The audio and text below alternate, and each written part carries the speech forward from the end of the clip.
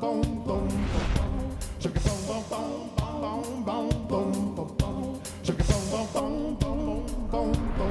at Morningstar Canada, we're gearing up for the 2012 Morningstar Canadian Investment Awards being held right here in Toronto at the Fairmont Royal York on November 28th.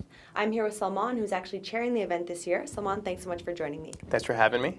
So the awards are actually in their 18th year, and it's a black tie gala event that year after year recognizes standout performers in the industry. That's right. The intention of the award is to award excellence in the Canadian investment industry. And that's what we try to do with the different kinds of awards that we hand out throughout the night. And though this is an annual award, like you mentioned, the focus of the jurors is to award consistency in process and performance. So though it's considered an annual award, it really is awarding long-term performance. And I know the awards cover a lot of bases, so why don't we start with the 5 Morningstar selected awards? Sure. The Morningstar Awards are voted on by a jury of just Morningstar analysts. There's 5 Morningstar Awards this year. There's the Fund Company of the Year, the ETF Provider of the Year, Best Domestic Equity Manager of the Year, Foreign Equity Manager of the Year, and Fixed Income Manager of the Year. And what other types of awards are being handed out? Well, we have category-specific awards too for the mutual funds, pool funds, and hedge funds.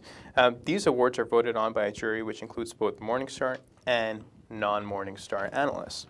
For example, the mutual fund category has the Best Canadian Equity Fund of the Year, Best Canadian Fixed Income Fund of the Year, to name just a few. There are also submission-based awards such as the Career Achievement Award, ETF Initiative Award, and Best Use of Technology.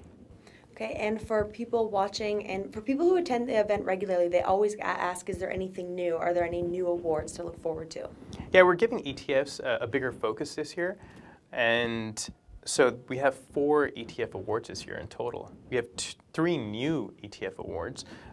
There are 2 category awards, the Best Equity ETF of the Year, Best Fixed Income ETF of the Year, and as I mentioned earlier, the ETF Provider. Those are the 3 new awards.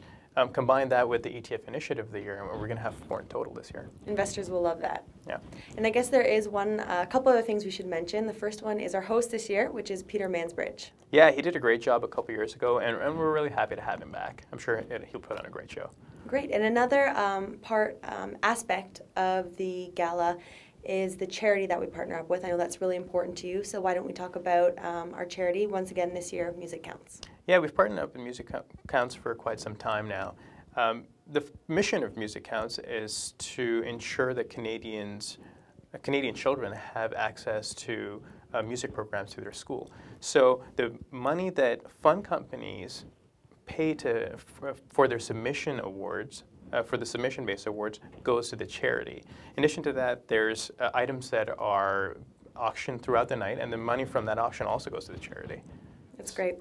And Salman, I know you've been working really hard on the awards, and there's a lot of things you're excited for, but in terms of the food and the entire night, is there something that you're really looking forward to? Well, this is just my 2nd year attending the awards. I have to say something that I'm particularly interested in is the chocolate fountain. It's something that I had only seen in movies and heard of, but to see it live and in person last year was outstanding, and I'm really relieved that we're going to have it again this year. So we'll see you in the chocolate fountain November 28th at the Fairmont Royal York. If you need tickets or need more information about the awards, go to investmentawards.com.